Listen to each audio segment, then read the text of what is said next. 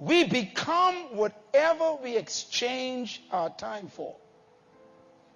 Whatever you use your time on, you become. You are exactly today what you used your time on all year. If you sat and watched television 3 hours a day, every day, multiplied by 365, that's how many hours you sat on a couch, watching things that can't help you probably.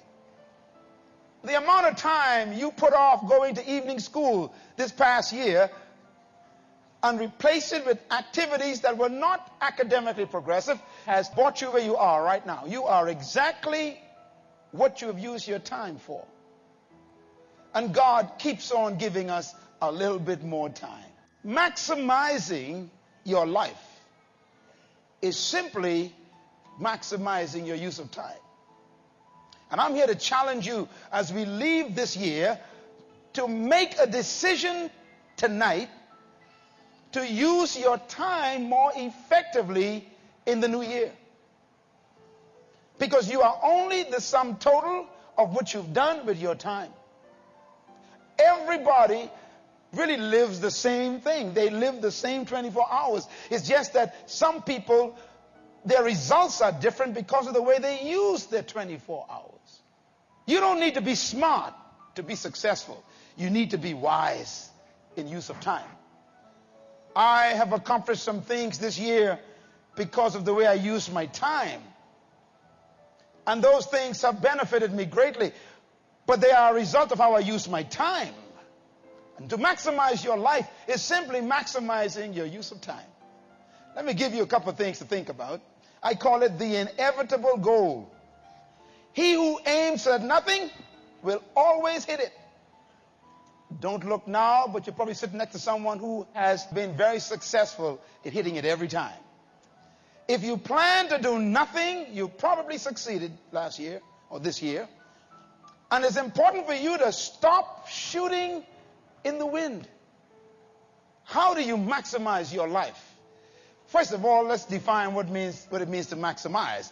A couple of thoughts here. One, to maximize means to completely expose the true potential of a thing. That's how you maximize it.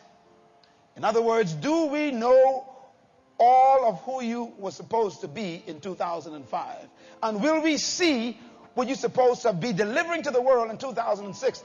There are certain things that God has already earmarked you to do in 2006, and He's given you 2006 to do it in, and whether you do it or not depends on how you use your time in the new year. To maximize means to go to the end of yourself. Go to the end of yourself. I believe you're not supposed to quit life until you're finished. I don't believe you were born to pay bills. It is not my belief that you were born just to make a living. What a tragedy. No, God gave you birth with a deposit.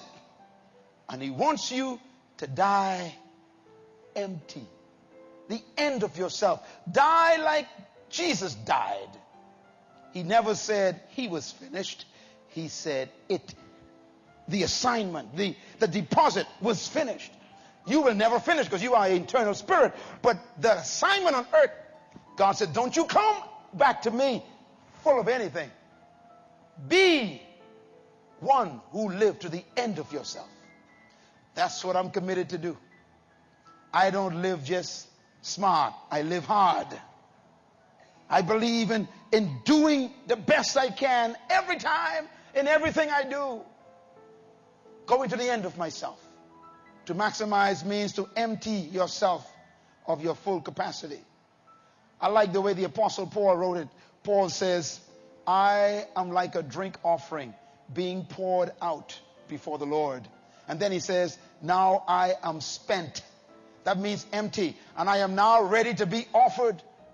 Paul didn't die old. He died empty. He said, I have finished my course. I have kept my belief in God. And now there's held up for me in heaven a crown, a reward of righteousness because I finished.